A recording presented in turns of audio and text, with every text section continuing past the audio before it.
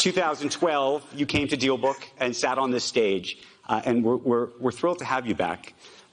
But there's been so much that's happened between now and then, and there's been so much that's happened in the past week and a half. And a lot of folks, and I want to tell you this. Hell of a year. A lot of folks called me up and said, you really going to host Elon Musk here? Can you believe what he just said on Twitter? On X. On X. Yeah. No idea what this Twitter thing is you keep talking about. Should you platform him? That's what they said. Yeah. Should you platform him? And I said that I think that it's our role, and I know you have issues with journalists. I have a platform. I know you have an issue with journalists oftentimes, but I said it's our role to have conversations and to inquire and sometimes even interrogate ideas. And sure. I'm hoping we can do that. So I want to start just so we can begin this conversation and just level set. Take us through everything that happened, if you could. Everything? No, over the past week and a half. How long have you got? We've got the time. Okay. You send out a post or an X or a tweet. Yeah, I don't know post, what you want to whatever. describe it as. Mm-hmm. I'm trying to change. Like when things were just 140 characters, it made sense to call them a tweet because like a bunch of little birds chirping. But when the point at which you can put like 3-hour videos on, it's like it's a very long tweet. So here we are. Post is more descriptive, I think. And at some point, I don't know where you were, but you write in responding to another tweet. Yes. This is the actual truth. And it set off a firestorm of criticism all the way to the White House. Right. And then you make this trip to Israel. You have advertisers who've left the platform. People calling you. Well, the trip to Israel is independent of it wasn't some like apology tour. I want to be clear. That was. Okay, well, let's talk about that. So just take us back to the moment at which you write that. The trip to Israel is independent of. It wasn't like in response to that at all. Well, we'll do Israel in just a moment. And I have no problem being hated, by the way. I hear you. Hate away. Well, but you know what? Let's go straight to that then for a second. Sure. Because there is an idea, and you could say that I think it's a real weakness to want to be liked. A real weakness. And I do not have that. Well, let me ask you this then. There's a difference between saying I don't care if anyone likes me or they hate me. Yeah. But given your power and given what you have amassed and the importance you have, I would think you want to be trusted. I would think maybe you don't need to be liked or hated, but trusted matters. If X is going to become a financial platform where people are going to put their money, where the government's going to give you money for rockets, where people are going to get into the cars, they need to ultimately decide that you are. Maybe they don't have to decide that they love you, but that you are ultimately a decent and good human being. Yes, I mean I think I am. But I'm certainly not going to do some sort of tap dance to prove to people that I am. So as for trust, I mean, I think we break that down in a few ways. If you want satellites sent to orbit reliably, SpaceX will do 80% of all mass to orbit this year. China will do 12%. The rest of the world will do 8%. That includes Boeing, Lockheed, and everyone else. So the track record of the rocket is the best by far of anything. You could hate my guts next. You could not trust me. It is irrelevant. The rocket track record speaks for itself. With respect to Tesla, we make the best cars. Whether you hate me, like me, or indifferent, do you want the best car or do you not want the best car? So I will certainly not pander. And Jonathan, like the only reason I'm here is because you are a friend. Like, what was my speaking fee? You're not making any. First of all, I'm Andrew, but yeah, sorry, it's okay. Second of all, we've known each other for a very long time. Andrew Sorkin. Yes. And listen, you know. What I'm trying to illustrate is that sometimes I say the wrong thing. I think there are a lot of people who are tired, but let me go back. No. You should hear the sketches that SNL wouldn't post, by the way. Those are really good. And I would say, unfortunately, or fortunately or unfortunately, whatever friendship we have, not great. We don't talk to each other that much. But let me ask you this. It's true. That's true. Where am I? Doesn't return phone calls. Yeah. The point is, I'm here because you're a friend, not because I'm being paid or because I need any validation or anything. It's that we've been friends for 16 years. And I promised you I'd be here, and that's why I'm here. Well, I appreciate you being here. Not for any other reason. But let me ask you this then. Let's just go at it. Just tell me what happened. You write this tweet that says that this is the actual truth. People read that tweet. Yes. And they say Elon Musk is an anti-Semite. That he is riling up this base. You're hearing it from, as I said, the White House. You're hearing it from Jewish groups all over. I think Jonathan Greenblatt from the ADL is here. There's lots of people who say this. And by the way, it's not just that. Did you read the whole thing? I did, and that's why I want to ask you about. And the responses? Excuse me? I said more. More responses? Yeah, I said more than what you just read. Yes, there was absolutely more. Yes. But I'll tell you the thing that struck me. It wasn't, and I'm an American Jew. It wasn't just the people who had that view. It was actually people who really are anti-Semites, who said, "Oh my goodness, go Elon! This is fabulous." And that actually was the thing that really set me back. I said to myself, "What's going on here?" And I want to know how you felt about that in that moment when you saw all of this happening. Yeah. Well, first of all, I did clarify almost immediately what I meant. I would say that was. If I could go back and say I should, in retrospect, not have replied to that particular person, and I should have written in greater length as to what I meant. I did subsequently clarify it in replies, but those clarifications were ignored by the media, and essentially I handed a loaded gun to those who hate me, and arguably to those who are anti-Semitic. And for that, I'm quite sorry. That was not my intention. So I did, post on my primary timeline to be absolutely clear that I'm not anti-Semitic, and that I, in fact, if anything, am philo-Semitic. And the trip to Israel was planned before any of that happened. It was neither here nor there. Do you see this thing? Mm-hmm. Do you know what it is? I do, because I actually followed your entire trip to Israel. Great. Why don't you tell everybody? This says bring them home. The hostages. It was given to me by the parents of one of the hostages. And I said I would wear it as long as there was a hostage still remaining. And I have.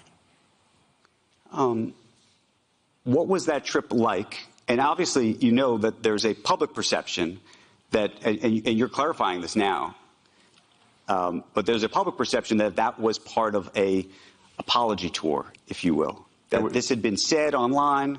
There was all of the criticism. There was advertisers leaving. We talked to Bob Iger today. I hope they stop. You hope? Don't advertise. You don't want them to advertise? No. What do you mean? If somebody's going to try to blackmail me with advertising, blackmail me with money, go fuck yourself. But go fuck yourself. Is that clear? I hope it is. Hey, Bob, if you're in the audience. Well, let me ask you then. That's how I feel. Don't advertise. How do you think then about the economics of X? If part of the underlying model, at least today, and maybe it needs to shift, maybe the answer is it needs to shift away from advertising. If you believe that this is the one part of your business where you will be beholden to those who have this view, what do you do? F-Y. I understand that, but there's a reality too, right? Yes. No. I mean, Linda Yaccarino's right here, and she's got to sell advertising. Absolutely. So, no, totally. So, no. Actually, what this advertising boycott is going to do, it's going to kill the company. And do you think that and the whole world will know that those advertisers killed the company, and we will document it in great detail. But those advertisers, I imagine, are going to say, we didn't kill the company. Oh, yeah? They're going to say... Tell it to Earth. But they're going to say, Elon, that you killed the company because you said these things and that they were inappropriate things and that they didn't feel comfortable on the platform, right? That's what they're going to say. And let's see how Earth responds to that. So this goes back to... We'll both make our cases. Right. And we'll see what the outcome is. What are the economics of that for you? I mean, you have enormous resources, so you can actually keep this company going for a very long time. Would you keep it going for a long time if there was no advertising? I mean, if the company fails because of an advertiser boycott, it will fail because of an advertiser boycott. And that will be what bankrupted the company, and that's what everybody on Earth will know. But what do you think then of the... Again, this goes back to the idea of trust, though. Then it'll be gone. And it'll be gone because of an advertiser boycott. But you recognize that some of those people are going to say that they didn't feel comfortable on the platform. And I just wonder and ask you and think about that for a second. Tell it to the judge. But the judge is going to be... The judge is the public. And you think that the public is going to say that Disney is making a mistake? Yes. And they're going to boycott Disney? They already are. Well, there are some that are for lots of different reasons, but you think that this is going to, that you have the, this goes to actually the interesting of power and leverage. Let the chips fall where they may. Let the chips fall where they may. Can I ask why that is the approach? And I ask it because you've been What's the other approach? Well, you've been very particular about the approach to Tesla. When you think about the engineering involved in that, the approach to SpaceX, the approach to some of the stuff you're doing with AI has been very specific, right? There's not a let the chips fall where they may approach to those businesses, I don't think. No, we focus on making the best products. And Tesla's gotten to where it's gotten with no advertising at all. I understand that. Tesla currently sells twice as much in terms of electric vehicles as the rest of electric car makers in the United States combined. Tesla has done more to help the environment than all other companies combined. It would be fair to say that, therefore, as a leader of the company, I've done more for the environment than everyone else, any single human on Earth. How do you feel about that? No, how do I feel about that? Yeah, no, I'm asking you personally how you feel about that, because this goes, we're talking about power and influence and... I'm saying what I care about is the reality of goodness, not the perception of it. And what I see all over the place is people who care about looking good while doing evil. Fuck them. Okay? Let me ask you this, because I think part of this, by the way, there's some people who said, look, owning X to begin with has just created problems, that you've created so many amazing things that are changing our world. And I know you want to make X this fabulous town square free speech platform, but that unto itself that has created such a distraction of all of these things. This is the conversation we're having. We're not focused, or we're not talking at least yet, and we will. On Tesla, you have your Cybertruck deliveries tomorrow and everything else that you're doing. But yes, is there any... it will be the biggest product launch of anything by far on Earth this year. Is there any part of you, though, that just says, you know what, I just shouldn't have done this, or maybe I should sell it or give it away or do something else with the X piece of it? Yeah. Given the propensity for some of the things that you do and say on that platform to create these issues. Yeah.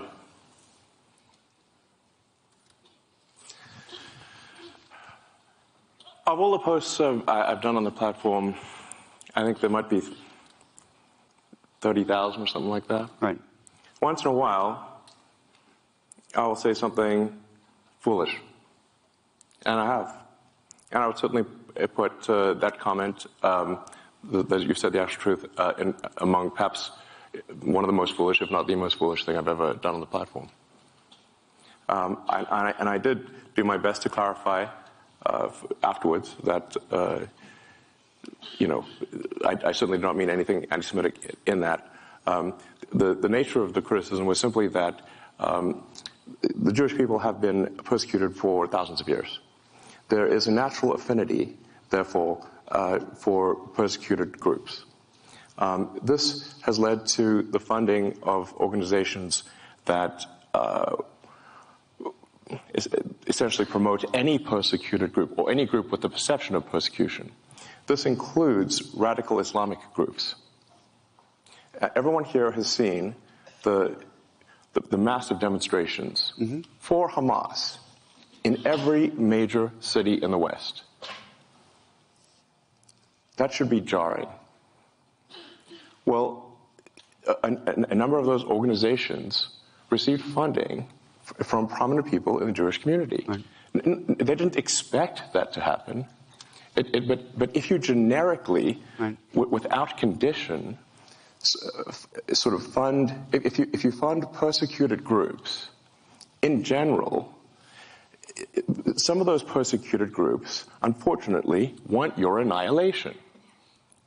And what I meant by that, when I subsequently clarified, is that it's unwise to fund organizations that support groups that want your annihilation.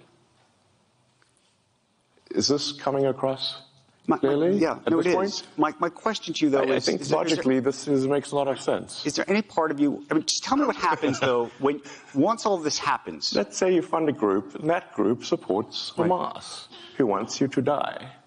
Perhaps you should not fund them. Right. But you do. Thank you. You do appreciate that when you wade into these very delicate waters at these very delicate times, yes, that it can create a real, I mean, as it created headlines for the past 2 weeks, and economic impact. I'm just so curious what in your brain, I mean, when you see all this happening, are you sitting there going, oh my God, I stepped in it, I wish I didn't do that? Are you saying, screw them, I hate these people, why are they after me? But all of that. Yeah, all of that. I mean, look, I'm sorry for that tweet or post. It was foolish of me.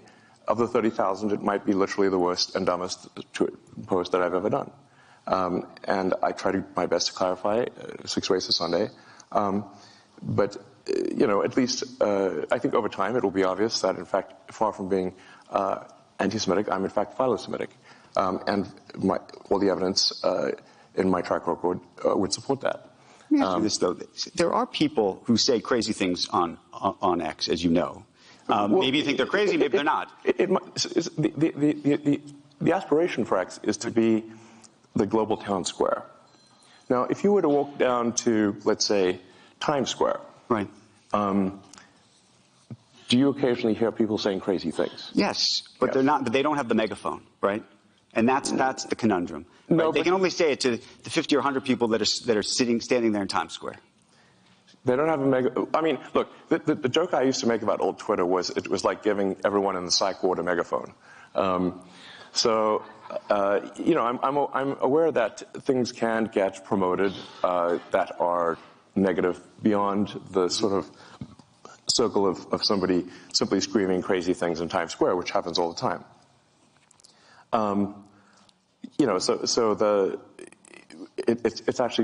It's pretty rare for something, frankly, that is hateful to be promoted. It's not that it never happens, but it's fairly rare. I mean, I would encourage people to look at, for those that use the system, when you look at the feed that you receive, how often is it hateful, and over time has it gotten more or less hateful? And I would say that if you look at the X platform today versus a year ago, I think it is actually much better. I mean, what is your personal experience? Are you surprised? I'm just curious. You use this? I use the platform religiously. I will admit to being an addict, and I use the For You, and I will say now the problem is, because I'm a journalist, I go looking for stuff. Well, that's not our fault. I'm just saying. And because I also think the algorithm, for me personally, because I'm looking for stuff, also is feeding me other things. This is actually a challenge in that, like, sometimes people will say, like, why is it showing me, posts from this person that I hate? And we're like, well, did you interact a lot with this person that you hate? Well, yes. Well, therefore thinks that you want to interact more with this person that you hate. That's like a reasonable. Let me ask this: you kind of want to have an argument. When you tweet, yeah. Do you ever post? Let's say post. When you post, I mean, listen, I'm open. If anyone can come up with a better word, that would be great. When you post, though, but the least bad word I can think of is post. When you post, though, are you trying to rile up either a base or an audience? Do you recognize the power you have in that? And also, by the way, not just rile up one version of side of it, but also rile down, which is to say, as I said, there are people who are demonstrably anti-Semitic on the site. I get Jew boy things and all sorts of things that come my way. Hey, for a while they thought I was Jewish, so they would, I'd get it too. But the question is, my name is Super Jewish. Do you ever think to yourself, you know what? I'm going to go online and I'm going to say, these people, I condemn these people that are on my site saying these things. Because I have. You say I've condemned anti-Semitism, but do you ever go? Yeah, I said I condemn. I literally posted I condemn anti-Semitism in all its forms. Like that is a literal post that I made. I mean, I'm like, listen, if I can get out the thesaurus, if you and we could, Let me ask you a different question. You compose it, I'll post it. Okay, let me ask you this. You were on a podcast about a month ago, and you said something that struck me, and it struck me as accurate. It came out of your mouth, so hopefully it is. But I'm hoping we go deep on this. Just because it came out of my mouth does not mean it's true. No, but you said my mind is a storm. I don't think most people would want to be me. They may think they want to be me, but they don't know. They don't understand. What did you mean by that? What was your mind being a storm? And I think I have known you for quite some time. I think it is a bit of a storm. Yes. Yeah, I mean, in as much as a weather metaphor makes sense, my mind often feels like a very wild storm. I mean, I have a fountain of ideas. I mean, I have more ideas than I could possibly execute. So I have no shortage of ideas. Innovation is not the problem. Execution is the problem. I've got a million ideas. I mean, I've got an entire design for an electric supersonic vertical takeoff jet, but I just can't do that as well. I've had that for 10 years. And there's a million things. But is your storm a happy storm?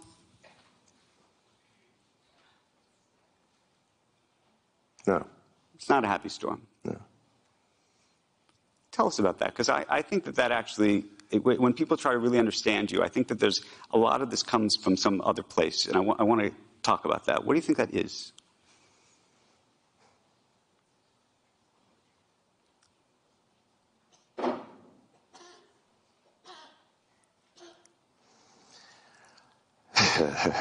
We really need like a psychiatrist couch here or something.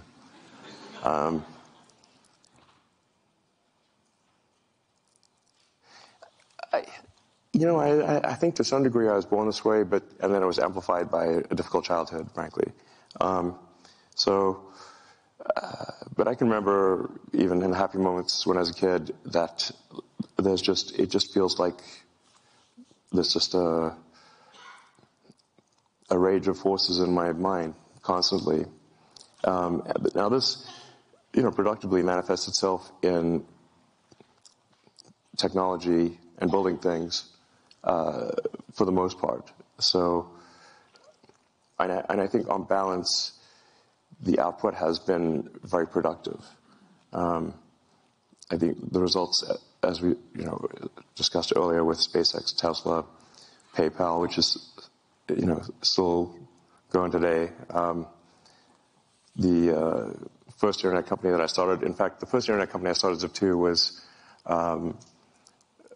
funded by a New York Times company, Hearst Knight Ridder, and in fact, we wrote some of the software for the New York Times website, and we helped bring online several hundred newspapers that previously were only in print. Now this is in the 90s, which at this point is I'm like a grandpa, basically. the 90s and internet feels like a Precambrian era when there were only sponges.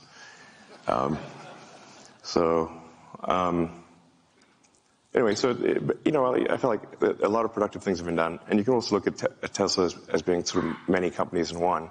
Like our supercharging network is, if the Tesla supercharging network were its own company, it would be a Fortune 500 company by itself. Just the supercharging system. We also make the cells. We build the power electronics and the powertrain from scratch. We have the most innovative structural design, the largest castings ever used.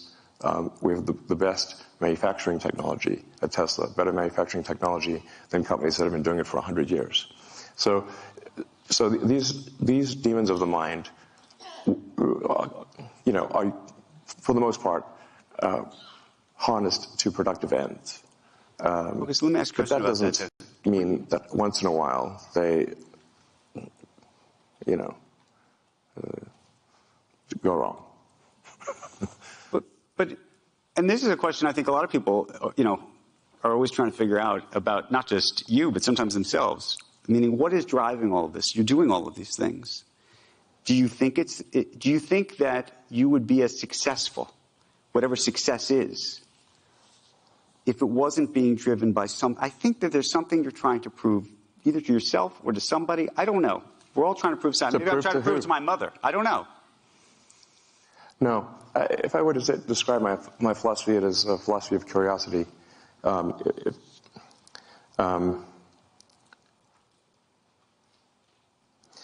did have this existential crisis when I was around 12 about what's the meaning of life. Isn't it all pointless? Why not just commit suicide? Why exist? I read the religious texts. I read the philosophy books especially the German philosophy books, made me quite depressed, frankly. One should not read Schopenhauer and Nietzsche as a teenager. But then I read Douglas Adams' Hitchhiker's Guide to the Galaxy, which is a book on philosophy in the form of humor. And the point that Adams was making there was that we don't actually know what questions to ask. That's why he said that, the answer is 42. Like, basically, Earth's a giant computer, and it came up with the answer 42. But then to actually figure out what the question is, that's the actual hard part. And I think this is generally true also in physics. At the point at which you can properly frame the question, the answer is actually the easy part. So my motivation then was that, my life is finite, really a flash in the pan on a galactic time scale. But if we can expand the scope and scale of consciousness, then we are better able to figure out what questions to ask about the answer that is the universe. And maybe we can find out the meaning of life, or even what the right question to ask is. Where did we come from? Where are we going? Where are the aliens? Are there aliens? These questions, and is there new physics to discover? Or is this, because there seems to be some real questions around dark matter and dark energy. And so the purpose of SpaceX is to extend life beyond Earth on a sustained basis, so that we can at least pass one of the Fermi great filters, which is that of being a single planet civilization. If we are a single planet civilization, then we are simply waiting around for some extinction event, whether that is man-made or natural. But if you're a single planet civilization, eventually something will happen to that planet and you will die. If you're a multi-planet civilization, you will live much longer. Also, a multi-planet civilization that's the natural stepping stone to being a multi-stellar civilization and being out there among the stars. So now this, I think, has this is not simply a defensive motivation. but it is also one where that, that gives meaning, man's search for meaning. Can I ask you a different... But let me finish this philosophy point, even though it may seem rather esoteric. It may resonate with a few people. We must get past this Fermi filter of being this great filter of being a single-planet civilization. And if we do that, we're more likely to understand the nature of the universe and what questions to ask. If you're a believer in the philosophy of curiosity, then I think you should support this ambition. But it's more, being a multi-planet species is more than simply, life insurance for life collectively. That's a defensive reason. But I think also that life has to be more than simply solving one sad problem after another. There have to be reasons where you wake up in the morning and you're happy to be alive. There have to be reasons that you have to say, why are you excited about the future? Like, what gives you hope? And if you aren't sure, ask your kids. And I think the idea of us being a spacefaring civilization and being out there among the stars is incredibly inspiring and exciting and something to look forward to. And there need to be such things in the world. Let me ask you a different question about confidence. We were having a conversation here earlier about people and where people get their confidence from. Some people have great insecurity. Other people have great confidence. And I was thinking about you because you have a very interesting history where people have told you over and over again that you're wrong. Well, sometimes they're right. Well, sometimes they are, but I would say that when it comes to Tesla, when it came to SpaceX, people told you that you were crazy, you were out of your mind. This was never going to happen. This was never going to work. And so the reason I ask you this, though, is now when people say you're wrong, this isn't right, do you look at that and say, you know what, that's like a red flag for me because, I've been told so often that I'm wrong that I know I'm right because I've had that experience? Or are there people in your life when they say, you know what, Elon, this is not right? Do you know what I'm saying?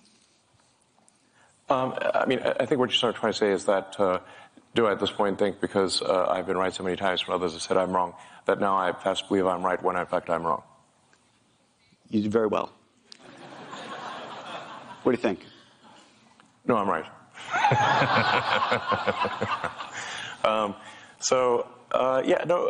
Look, here's the thing. Physics is unforgiving. Physics is unforgiving. So, I have, these various little sayings I've come up with, that physics is the law and everything else is a recommendation. Right. In the sense that you can break any law made by humans, but try breaking a law made by physics. That's much more difficult. So if you are wrong and persist in being wrong, the rockets will blow up and the cars will fail. Right. So this is, we're not trying to figure out what flavor of ice cream is the best flavor of ice cream. Right. Like, if there's 1,000 things that can happen on a rocket flight, and only one of them gets the rocket to orbit. And so being wrong results in failure when dealing with physical objects. But that's the interesting part. So now you've built these great companies that physically, the physics of them are enormously successful. So successful, arguably, that you have leverage over everybody else, right? Nobody else can do Starlink. Nobody else can get the rockets in space yet. Amazon and Jeff Bezos are trying, but they haven't yet. I hope he does. You hope he does? Yeah. I think, but I actually agree with a lot of Jeff's motivations. I think, he's, let me put it this way. If there was a button I could press that would delete Blue Origin, I wouldn't press it. So I think it's good that he's spending money on making rockets too. It's just perhaps he spend more time on it, but it's up to him. But I should make a point here. So nothing any of my companies have done has been to stifle competition. In fact, we've done the opposite. So at Tesla, we have open sourced our patents. Anyone can use our patents for free. How many companies do you know who've done that? Can you name one? I can't. At SpaceX, we don't use patents. So, I mean, once in a while we'll file a patent just so some patent troll doesn't cause trouble. But we're not stopping any. We've done nothing anti-competitive. We've done nothing to stop our competitors. I'm not suggesting you are at all. No, I just want to clarify for the audience, because some companies have done anti-competitive things. I think the strange thing, or the unusual thing about SpaceX and Tesla is that we've done things that have helped our competition. So at Tesla, we have made our supercharger system open access. We've made our charger technology available for free to the other manufacturers. The reason no walled garden. We could have put a wall up, but instead we invited them in.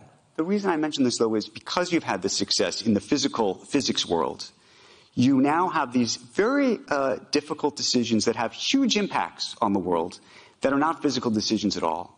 They're decisions of the mind. They're decisions that you and others have to make, and there's a question whether you should be making these decisions at all. And I think about it in the context of Starlink. Obviously, there was the report about how it's being used in Ukraine and the Russia war. There's questions about Taiwan, whether Taiwan should use it or will use it. I believe they're not right now because they're worried that at some point maybe the Chinese will tell you that you have to, they have leverage over you and you're going to have to turn that off, right? I mean, these are very difficult decisions, and I'm so curious how you think about that. And not just the decisions, the fact that you have that power. I think it's important for the audience to understand that the reason I have these powers is not because of some anti-competitive actions. It's simply because we've executed very well. Oh, I'm not dismissing that. I think there are so many people, by the way, who are huge supporters of what you've created. There are other satellites out there, But they're not as good as yours. And and we can say that maybe make the same argument of cars and everything else. Yeah. But as a result, that gives you enormous leverage. Right? Okay. I mean, with the exception of by the way, these advertisers who aren't on X, in every other instance, everybody needs you. Well, I mean, they use our product if it's better than use somebody else's product if the other product's better. And I accept that. And maybe one day somebody else will create a better product. Is it how is it a bad thing to make better products than other companies? Well, and I want to just go back to the Starlink piece of it, though, because that has sort of a geopolitical ramification in terms of your power and how you think about that specific power, and then the power that the U.S. government might have either over you or not over you, the power the Chinese government might have over you or not over you, and how those things get used. I mean, what are you suggesting? I'm asking the question around this very idea of how these satellites are going to be used, whether you think that you should have control of them, whether the government should have control of them. Do you trust the government? Well, there's a lot of people who don't trust the government. Exactly. But then this goes back to the trust of you, right? I mean, like I said, we're not the only company who has communication satellites. Our satellites are just much better than theirs. So it's not like we have a monopoly. Right. Do you feel like anybody has product? It's not like. Do you feel anybody has leverage over you? I mean, I think at the end of the day, if we make bad products that people don't want to use, then the users will vote with their resources and use something else. Let me pivot the conversation for a second. I mean, certainly, my companies are overseen by regulators, and while since SpaceX, Starlink, Tesla are overseen by cumulatively over 100 regulators, in actually more than that, a few hundred regulators, because you've got we're in 55 countries. If you sum up all the times that I had an argument with regulators, of hundreds of regulators over decades, it can sound really terrible, except they forgot to mention that there were 10 million regulations we complied with and only 5 that I disagreed with. But they list all the 5, and it sounds like, wow, this guy's a real maverick. I'm like, yeah, but what about the 10 million we complied with? Let me one related thing on this, in the leverage of countries and things over you and regulators. X is this free speech platform. You do business in China, lots of business in China. That's an important part of your business, I imagine. Well, not SpaceX. How do you think about the leverage that the Chinese have over you? And do they have leverage over you? And how do you feel about, some people would say, is it hypocritical for you to be doing business in China, or frankly in other countries as it relates to X and other things that don't follow this free speech path that you have espoused? The best that the X platform can do is adhere to the laws of any given country. Do you think there's something more we could do than that? I think it would be very hard, but I just wonder, given the sort of strong philosophical approach that you've been vocal about, whether you say to yourself, you know, maybe I shouldn't be doing business in that country. Well, first of all, Starlink and SpaceX are no business in China whatsoever. Tesla has one of 4 vehicle factories in China, and China is, you know, I don't know, a quarter of our market or something like that. So it's a quarter of the market of one company. The same is true, by the way, of all the other car companies. They also have something on that order of a quarter of their sales in China. So if that's a problem for Tesla, it's a problem for every car company. I mean, I think one has to be careful about not conflating the various companies, because I can only do things that are within the bounds of the law. I cannot do beyond that. My aspiration is to do as much good as possible and to be as productive as possible within the bounds of what is legal. More than that, I cannot do. I want to pivot and talk about AI for a moment. We had Jensen Huang here, who's a big fan of yours, as you know. Yeah, Jensen's awesome. Talked about bringing you the first box, by the way, yes. With Ilya, interestingly enough. Yes. Back in 2016, I think. There's a video of Jensen and me unpacking the first AI computer at OpenAI. So I'm so curious what you think of what's just happened over the past 2 weeks while you were dealing with this other series of headlines. There was a whole other series of headlines OpenAI, so far at OpenAI. What did you think? Well, you founded it. Co-founded it. Co-founded it, yeah. Well, the whole arc of OpenAI, frankly, is a little troubling, because the reason for starting OpenAI was to create a counterweight to Google and DeepMind, which at the time had 2/3 of all AI talent and basically infinite money in compute, and there was no counterweight. It was a unipolar world. And Larry and Paige and I used to be very close friends, and I would stay at his house, and I would talk to Larry into the late hours of the night about AI safety. And it became apparent to me that Larry did not care about AI safety. I think perhaps the thing that gave it away was when he called me a speciesist for being pro-humanity. As in, you know, like a racist, right, but for species. So I'm like, wait a second, what side are you on, Larry? And then I'm like, okay, listen, this guy's calling me a speciesist. He doesn't care about AI safety. We've got to have some counterpoint here, because this seems like we could be, this is no good. So OpenAI was actually started, and it was meant to be open source. I named it OpenAI after open source. It is, in fact, closed source, super closed. It should be renamed super closed source for maximum profit AI. So, because this is what it actually is.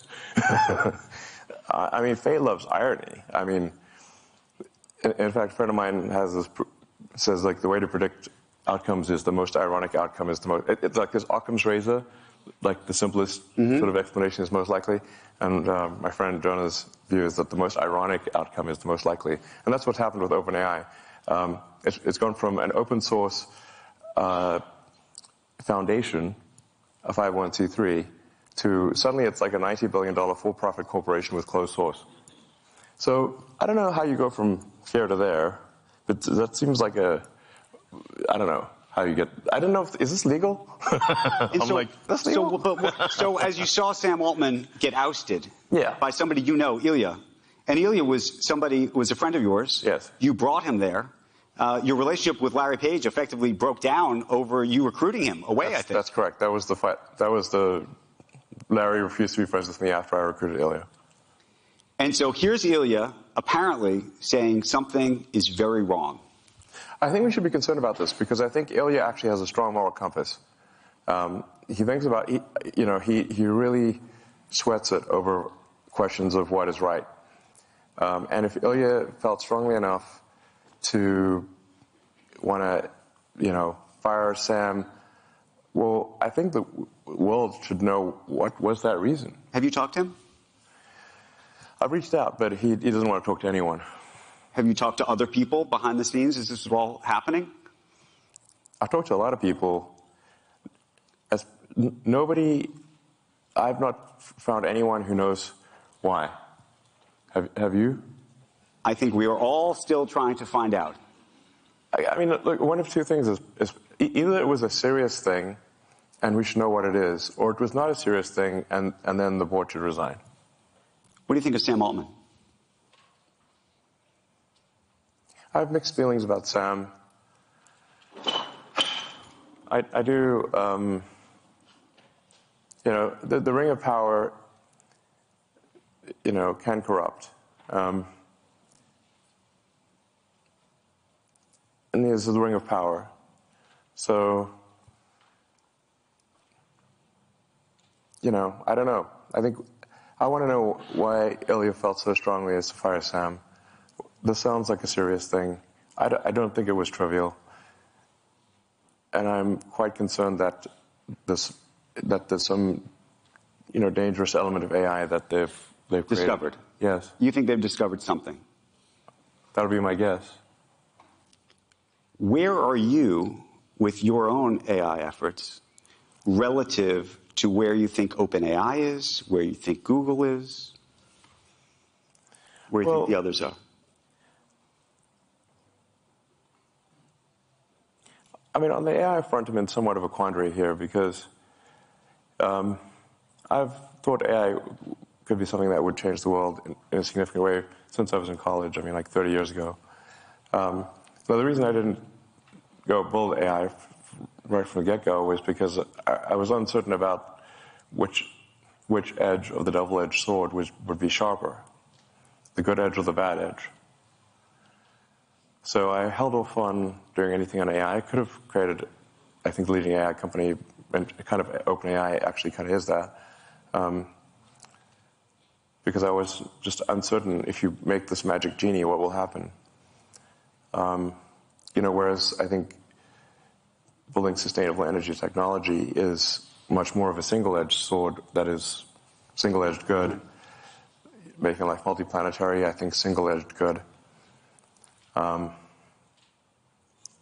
Starlink, mostly single-edged good. I mean, giving people better connectivity to people that, don't have connectivity or it's too expensive, I think is very, very much a good thing.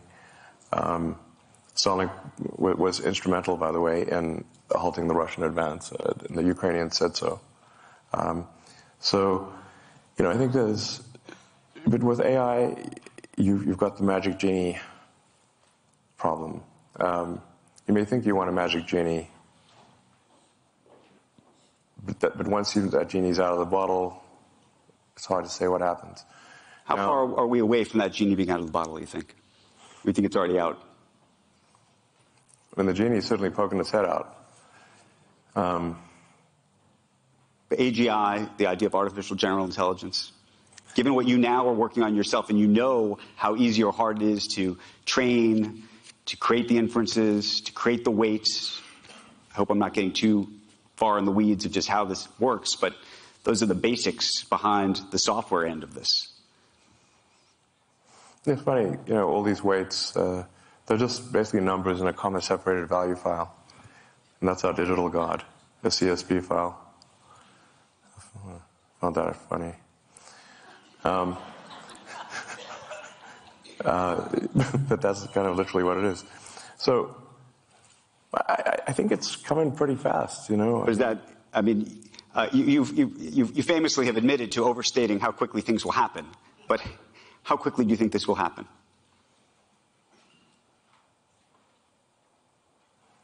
If you say smarter than the smartest human at anything, yep.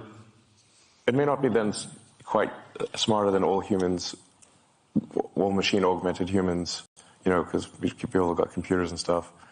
There's a higher bar. But if you say smarter than any, can write as good a novel as, say, J.K. Rowling, or discover new physics, or invent new technology, I would say that we are less than 3 years from that point. Let me ask you a question about XAI and what you're doing. And because there's an interesting thing that's different, I think, about what you have relative to some of the others, which is you have data, you have information, you have all of the stuff that everybody in here has put on the platform to sort through. And I don't know if everybody realized that initially. What is the value of that?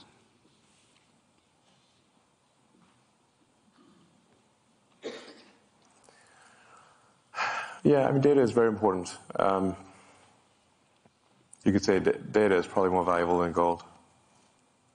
But then maybe you have maybe you have the gold in X in a different way. In a way, again, that I don't know if the public appreciates what that means. Yes. X is might be the single best source of data.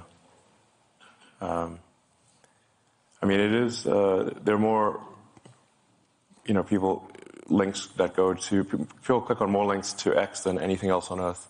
Sometimes people think Facebook or Instagram is a bigger thing, but actually there are more links to X than anything. There's public information, you can Google it. Okay, let me ask you so it is where you would find what is happening right now on Earth at any given point in time. The whole OpenAI drama played out, in fact, on the X platform.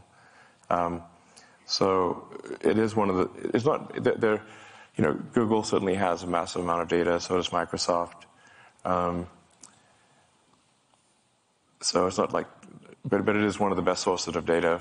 Can I ask you an interesting IP issue, which I think is actually something I can say as somebody who's in the creator business and journalistic business and whatnot, or care about copyright. So one of the things about training on data has been this idea that you're not going to train, or that these things are not being trained on people's copyrighted information. Historically, that's been the concept. Yeah, that's a huge lie. Say that again? Yes, these AIs are all trained on copyrighted data, obviously. So you think it's a lie when OpenAI says that this is not, none of these guys say they're training on copyrighted data? Oh, that's a lie. It's a lie, straight up. It's a straight up lie. Okay. 100%. So obviously it's been trained on copyrighted data. Okay, so let me ask you a second question, which is all of the people who have been uploading. It's like one every minute here. All of the people who have been uploading articles, the best quotes from different articles, videos to X. All of that can be trained on. And it's interesting because people put all of that there, and those quotes have historically been considered fair use. Right? People are putting those quotes up there. And individually, on a fair use basis, you'd say, okay, that makes sense. But now there are people who do threads. And by the way, there may be multiple people who've done, an article that has 1,000 words. Technically, all 1,000 words could have made it onto X somehow.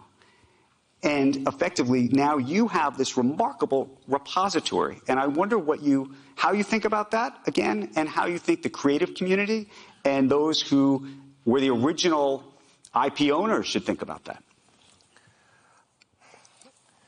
I don't know, except to say that by the time these lawsuits are decided, we'll have digital God. So ask digital God at that point. These lawsuits won't be decided before on a time frame that is relevant. Is that a good thing or a bad thing? I think we live, there's that, I don't know if it's actually a real Chinese saying or not, but may you live in interesting times. Right. It's apparently not a good thing. But I would prefer to, personally, I would prefer to live in interesting times. And we live in the most interesting of times. I think, for a while there, I was like really getting demotivated and losing sleep over the threat of AI danger. And then I finally sort of became fatalistic about it and said, well, even if I knew annihilation was certain, would I choose to be alive at that time or not? And I said I probably would choose to be alive at that time because it's the most interesting thing, even if there's nothing I could do about it. So then, then basically sort of a fatalistic resignation helped me sleep at night because I was having trouble sleeping at night because of AI danger. Now, what to do about it? I mean, I've been the biggest, the one banging the drum the hardest, by far the longest, or at least one of the longest for AI danger.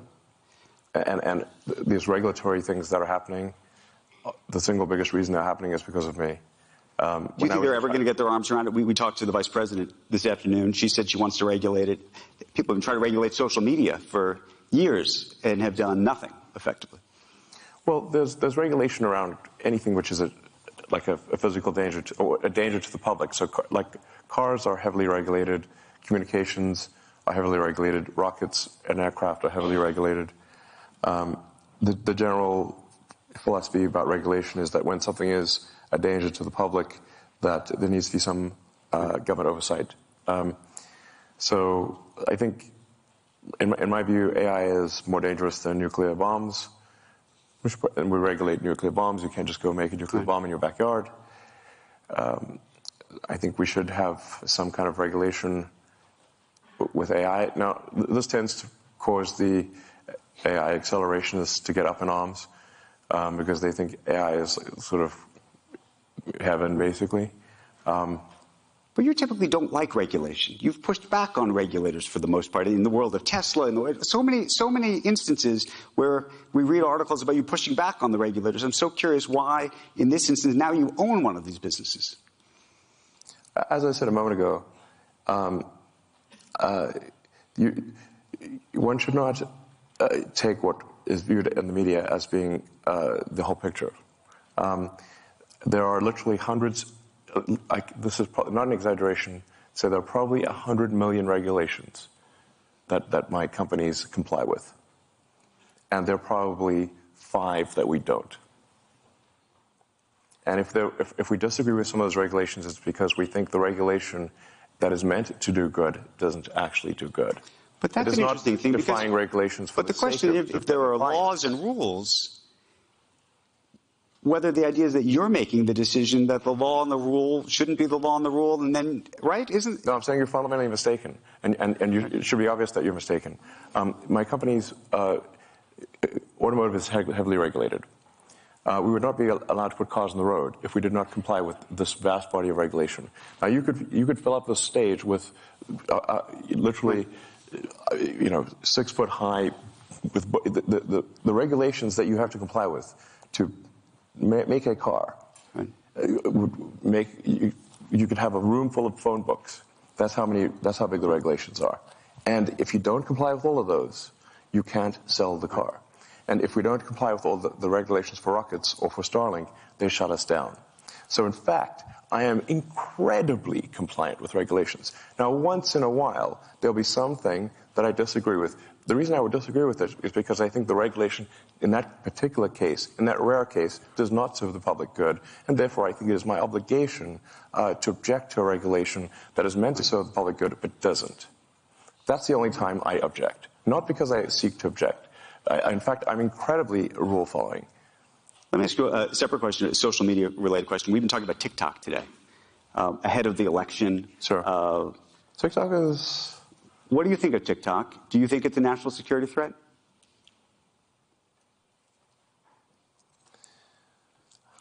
I don't use TikTok. Say that again? You don't? I don't personally use it. But for people for teenagers and people in their 20s, they seem almost religiously addicted to TikTok. Some people will watch TikTok for like 2 hours a day.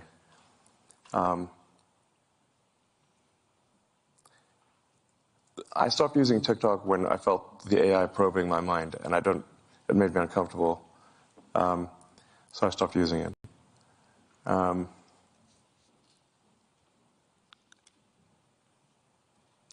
in terms of anti-Semitic content, I mean, TikTok is rife with that.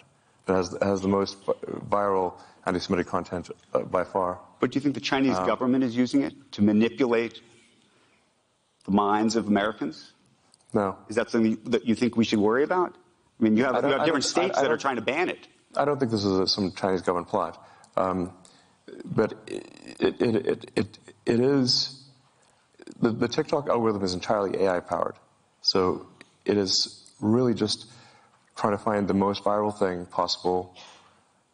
It's what is going to keep you glued to the screen. Right. That's it. Now, on sheer numbers, there are on the order of 2 billion Muslims in the world, and I think much smaller number of Jewish people. 20 million, something. Many orders of magnitude fewer. So if you just look at content production, just right. on sheer numbers basis, this is going to be overwhelmingly anti-Semitic. Let me ask you a political question. And I've been trying to square this one in my head for a long time. Yeah. In the last 2 or 3 years, you have moved decidedly to the right, I think. Have I? Well, we can discuss this. I think that you have been espousing and promoting a number of Republican candidates and others. You've been very frustrated with the Biden administration over, I think, unions and feeling like they did not respect what you've created. Well, I mean, without any doing nothing to provoke the Biden administration, they held an electric vehicle summit at the White House and specifically refused to let Tesla attend. This was in the first 6 months of the administration. And we inquired, we literally make more electric cars than everyone else combined. Why are we not allowed? Why are you only letting Ford, GM, Chrysler, and UAW, and you're specifically disallowing us from the EV summit at the White House? We'd done nothing to provoke them. Then Biden went on to add insult to injury and publicly said that GM was leading the electric car revolution. This was in the same quarter that Tesla made 300,000 electric cars and GM made 26. Does that seem fair to you? So, but tell me this then. It doesn't seem fair. Right. And I've asked repeatedly. You've probably seen me. And by the way, I had a great relationship with Obama. So there's not a. So, but then there's I voted this. for Obama. I stood in line for 6 hours to shake Obama's hand. Okay. So let me just ask on a personal level. I can see it in your face. This hurt you personally. And it hurt the company too. And it was an insult to, Tesla has 140,000 employees. Okay. Of the half of them are in the United States. Tesla has created more manufacturing jobs than everyone else combined. So let me ask this then. You've devoted at least the last close to 20 years of your life, if not more, to the climate change, trying to get Tesla off the ground, in part to improve climate. You talked about that. A real right-wing motive. Repeatedly. God, far right, if anything. I understand that.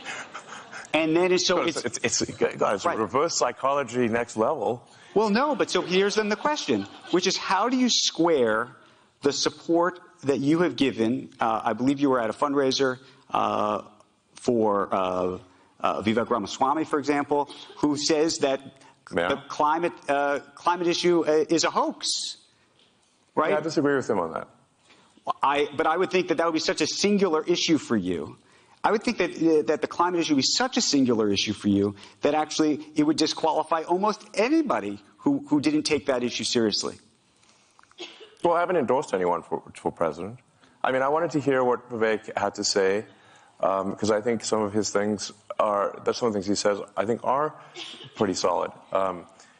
He's concerned about government overreach, about government control of information. The degree to which old Twitter was basically a sock puppet of the government was ridiculous. It seems to me that there's a very severe violation of the First Amendment in terms of how much control the government had over old Twitter. And it no longer does. So, there's a reason for the First Amendment. The reason for the First Amendment for freedom of speech is because the people that immigrated to this country came from places where there was not freedom of speech. And they were like, you know what, we've got to make sure that that's constitutional. Because where they came from, if they said something, they'd be put in prison. Or there'd be, something bad would happen to them. So, and freedom of speech, you have to say, when is it relevant?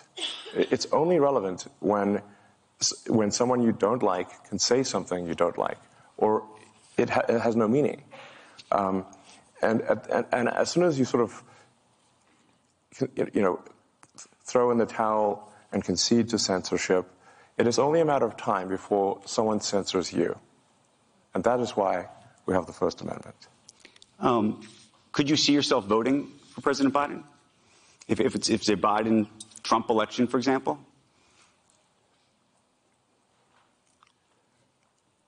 I think I would not vote for Biden. You'd vote for Trump? I'm not saying I'd vote for Trump, but I mean, this is definitely a difficult choice here. Would you vote for Nikki Haley? Nikki Haley, by the way, wants all social media names to be exposed, as you know. No, I think that's outrageous. Yeah, no, I'm not going to vote for some pro-censorship candidate. Like I said, I mean, I think you have to consider that there is a lot of wisdom in these amendments, in the Constitution. A lot of things that we take for granted here in the United States that don't even exist in Canada. There's no constitutional right to freedom of speech in Canada. So, it's not, and there's no Miranda rights in Canada. People think you have the right to remain silent. You don't actually in Canada. I'm half Canadian. I can say these things, I suppose. You just got the freedom of speech is incredibly important. Even when people like I said, it's actually especially important. In fact, it is only relevant when people you don't like can say things you don't like. And do you think right now that they're meaningless? You think right now the Republican candidates or the Democrats are more inclined? I mean, this is where you go to, I assume, to woke and anti-woke and the mind virus issue that you've talked about. Which party do you think is more pro freedom of speech, given all the things you've seen? Because we also see, yes, DeSantis, preventing people from reading certain things. Maybe you think that's correct. No, look, we actually are in an odd situation here, where, on balance, the Democrats appear to be more pro censorship than the Republicans. And that used to be the opposite. It used to be, the left position was freedom of speech. I believe at one point the ACLU even defended the right of someone to claim that they were Nazi or something like that. So there really were the left was freedom of speech is fundamental. I mean, my at least perception, perhaps it isn't accurate, is that the pro-censorship is more on the left than the right. We certainly get more complaints from the left than the right, let me put it that way. But my aspiration for the X platform is that it is the best source of truth, or the least inaccurate source of truth. I don't know if people believe me or not, but I think honesty is the best policy, and I think that the truth will win over time.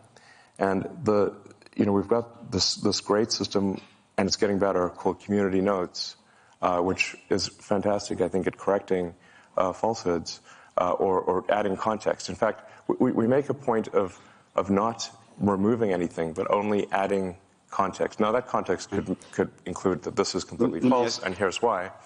And no one is immune to this. I'm not immune to it. Advertisers are not immune to it. In fact, we've had Community Notes, which has caused us some loss in advertising. Speaking of loss in advertising revenue, if a community note, if there's false advertising, the Community Note will say, "This is false," and here is why. I mean, there's one specific example that is public knowledge, so I'll mention it, which is at one point Uber had this ad which said, "Earn like a boss." And it was community noted, if by boss you mean $12.47 an hour, this did cause at least a temporary suspension of advertising from Uber. I got to ask you a question that might make everybody in the room uncomfortable or not uncomfortable. It goes to the free speech issue. The New York Times company and the New York Times newspaper, it appeared over the summer to be throttled. What did? The New York Times. Well, we do require that that everyone has to buy a subscription, and we don't make exceptions for anyone. And I think if I want the New York Times, I have to pay for a subscription, and they don't give me a free subscription. So I'm not going to give them a free subscription. But were you throttling the New York Times relative to other news organizations, relative to everybody else? Was it specific to the Times? They didn't buy a subscription. By the way, it only costs like $1,000 a month. So if they just do that, then they're back in the saddle. But you are saying that it was throttled. No, I'm saying. Was there a conversation that you had with somebody? You said, "Look, I'm unhappy with the Times. They should either be buying the subscription, or I don't like their content, or whatever." Any organization that refuses to buy a subscription is not going to be recommended. But then, what does that say about free speach? And what does that say about amplifying free speech is not certain exactly voices? Free. It costs a little bit. Right, but that's it. But that's an interesting. It's like in South Park where they say, freedom isn't free. It costs $1.05 or whatever. But it's pretty cheap. Okay. It's low cost freedom. I got a couple more questions for you. You're headed back to Texas after this to launch the Cybertruck. Yeah. It's going to be a big launch. But I wanted to ask you right now more broadly just about the car business and what you see actually happening. And specifically, the government put in place lots of policies, as you know, to try to encourage more EVs. And one of the things that's happened uniquely is you have now a lot of car companies saying, actually, this is too ambitious for us. These plans are too ambitious. 4,000 dealers, I don't know if you saw just yesterday, sent a letter to the White House saying, this has gone too far. You're going too far. You had this anti-EV? It was this is going too fast, too far, and that there's not enough demand. Underneath all this is this idea that maybe there's not enough demand for EVs, that the American public has not bought into they bought into it with your company, but they haven't bought into it broadly enough. Well, I think if you make a compelling electric car, people will buy it, no question about it. Electric car sales in China are gigantic. That's by far the biggest category. Right.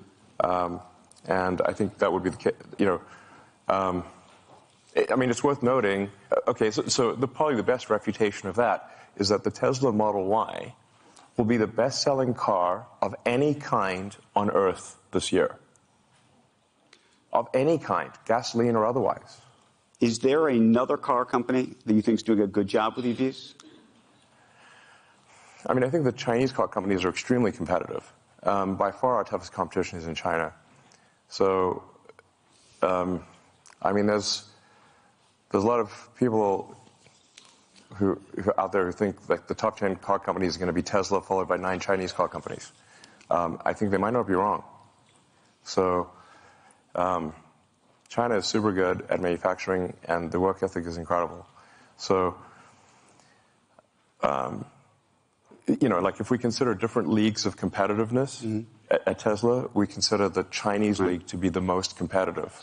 And by the way, we do very well in China because our China team is the best China. How worried are you that the unionization effort that just took place well, I shouldn't say effort, but the new wages and the like at GM and Ford that they're coming for you? And they are coming for you. What is that going to mean to you and your business? Well, I think it's generally not good to have an adversarial relationship between people on the line, one group at the company and another group. In fact, I disagree with the idea of unions, but perhaps for a reason that is different than people may expect, which is I just don't like anything which creates kind of a lords and peasants sort of thing. And I think the unions naturally try to create negativity in a company and create a sort of lords and peasants situation. There are many people at Tesla who have gone from working on the line to being in senior management. There is no lords and peasants. Everyone eats at the same table. Everyone parks in the same parking lot. At GM, there's a special elevator only for senior executives. We have no such thing at Tesla. And the thing is that I actually know the people on the line because I worked on the line, and I walked the line, and I slept in the factory, and I worked beside them. So I'm no stranger to them. And there are actually many times where I've said, well, can't we just hold a union vote? But apparently a company is not allowed to hold a union vote. So it has to be somehow called for, but the unions can't do it. So I said, well, let's just hold a vote and see what happens. The actual problem is the opposite. It's not that people are trapped at Tesla building cars. The challenge is how do we retain great people to do the hard work of building cars when they have like 6 other opportunities that they can do that are easier. That's the actual difficulty, is that building cars is hard work and there are much easier jobs. And I just want to say that I'm incredibly appreciative of those who build cars, and they know it. So there's I don't know, maybe there will be unionized. If I say, like, if Tesla gets unionized, it will be because we deserve it and we failed in some way. But we certainly try hard to, ensure the prosperity of everyone. We give everyone stock options. We've made many people who are just working the line, who didn't even know what stocks were, we've made them millionaires. So we're going to run out of time. Final couple quick questions. When do you have the time to tweet or to post? I actually think about it all the time. As I said, I use go to it. the bathroom sometimes. I use it all the time. Meaning, if we were to open up our phones and look at the screen time, what does yours look like? Well, about every 3 hours, I make a trip to the lavatory. And that's the only time you do this? Seems like you're on there a lot. No, there'll be like brief moments between meetings. It's not, obviously I have like 17 jobs, so, and, no, I guess technically it's work at this point. It is, but I'm thinking just in terms of your mind share. By the way, there's a lot of people who should be working who are on this app. Technically, posting on Twitter or X is work. It does count as work. So that's, there's that. But no, I think I'm on. Well, I guess usually probably I'm on for longer than I think I am. But I know, but do you think that's 5 hours a day, 4 hours? If you look at the screen time of like number of hours per week, sometimes that's a scary number. It's probably, I don't know, it's a little over an hour a day or something like that. Just an hour a day? If we really looked at this together, do you have your phone with you? Yeah. You want to look? Okay. Okay, here we go. You ready? Screen time. Hit general. Screen time. Sometimes this is a scary number, but I know. That's why I thought.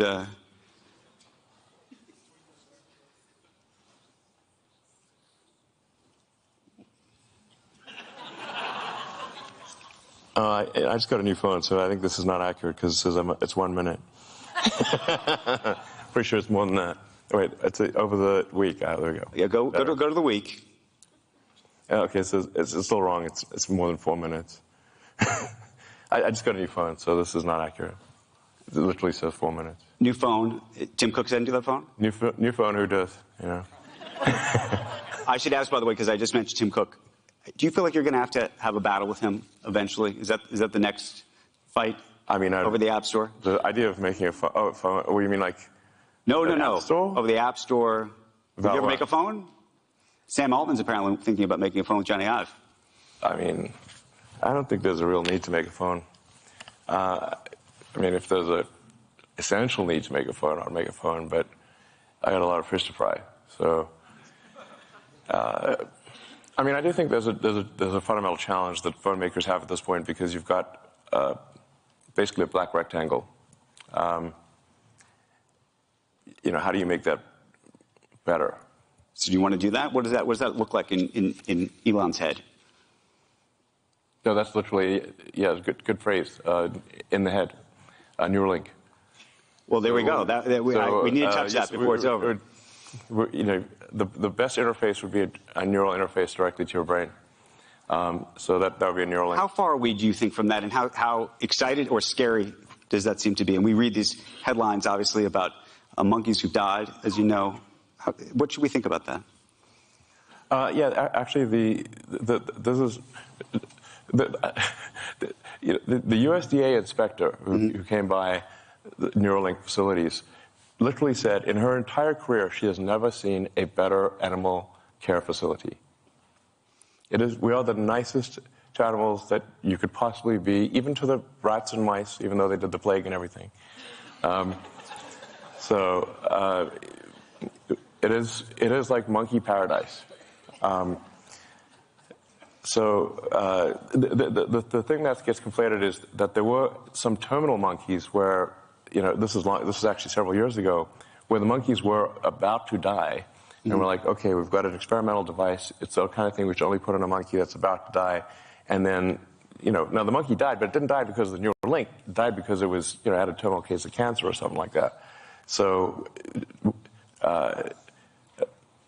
Neuralink has never caused the death of a monkey. It's the best, unless they're hiding something from me, it has never caused the death of a monkey. And in fact, we've now had monkeys with Neuralink implants for like 2-3 years, and they're doing great.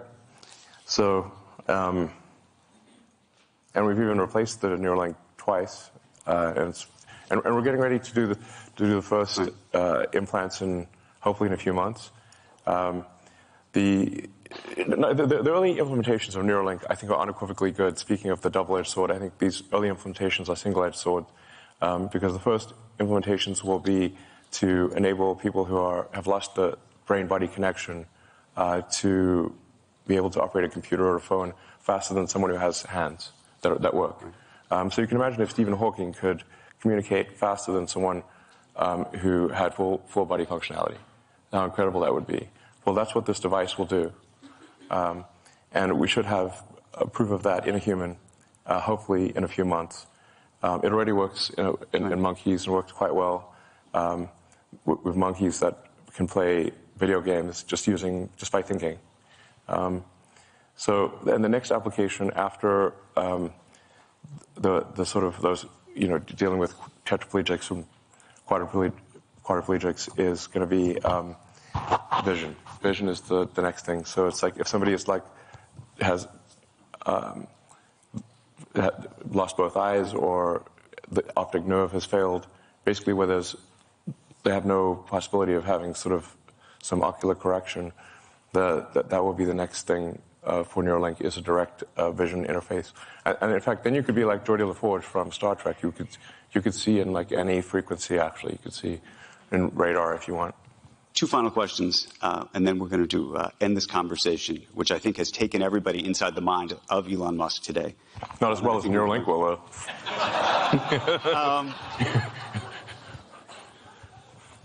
It actually goes to self-driving cars and vision and everything else. And I asked this question of Pete Buttigieg, Transportation Secretary. It's actually something you retweeted, so I wanted to ask you the same question. There's a big question about autonomous vehicles and the safety of them.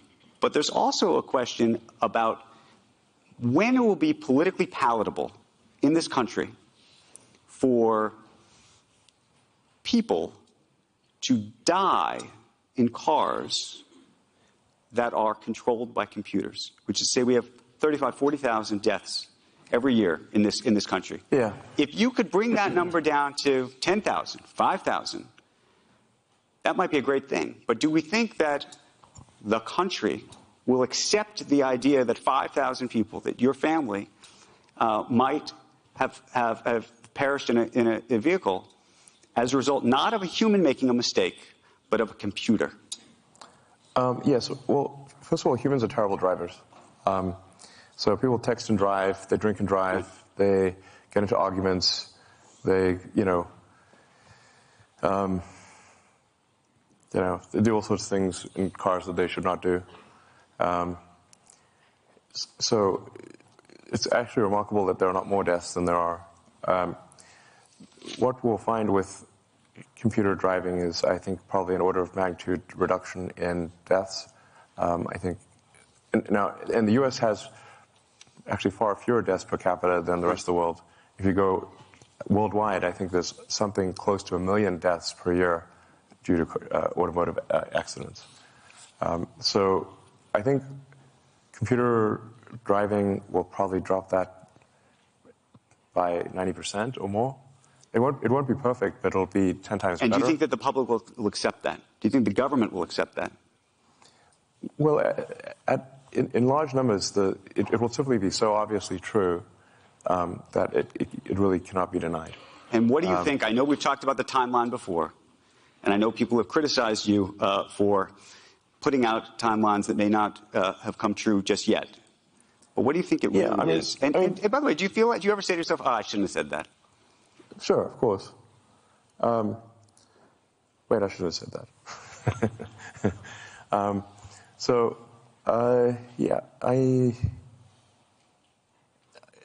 optimistic about. I think I'm like naturally optimistic about timescales, and if I was not naturally optimistic, I wouldn't be doing the things that I'm doing. I certainly wouldn't have started a rocket company or a electric car company if I didn't have some sort of pathological optimism, frankly. As you pointed out, many people said they would fail, and in fact, I agreed with them. I said, yes, it probably will fail. And they're like, okay. But I thought SpaceX and Tesla had less than a 10% chance of success when we started them. Anyway, but the self-driving thing is I've been optimistic about it. We've certainly made a lot of progress. If anybody has tried has been using the sort of full self-driving beta, the progress is, every year has been substantial. It's really now at the point where, in most places, it'll take you from one place to another with no interventions. And the data is unequivocal that supervised full self-driving is somewhere around 4 times safer, or maybe more, than just human driving by themselves. So I can certainly see it coming. Actually, really, but do you think it's another 5 or 10 years? I mean, people say... No, definitely not. Definitely not. And do you feel like investors have invested in something that hasn't happened yet? Is that fair to them? And that's the other question that people have about that. Well, I think they've all, with rare exception, thought it wasn't happening. So they were investing despite thinking... They're very clear that they don't think it's real. So they're not saying, we just believe everything Elon says, hook, line, and sinker. But the thing is that, I would be a fair criticism of me to say that I am late, but it isn't. But I always deliver in the end. Let me ask you the final question. I took note of this. It was November 11th, and you took to Twitter and you wrote only 2 words. You said, amplify empathy. Right. I was taken aback by that, given all the things that have been going on in the world. Do you remember what you were thinking? Well, I think it's quite literally. I understand it, but what was going on? Why did you write that? Well, encouraging people to amplify empathy. Literally. I tend to be quite literal. But was there something that had happened that you had seen that you said to yourself, I want to say that? I think I was talking to some friends, and we all agreed that we should try to amplify empathy, and so I wrote Amplify Empathy. If you wanted an unvarnished look inside the mind of Elon Musk, I think you just saw it. Look, sometimes it's pretty simple, you know. Elon Musk, thank you very, very much for the conversation.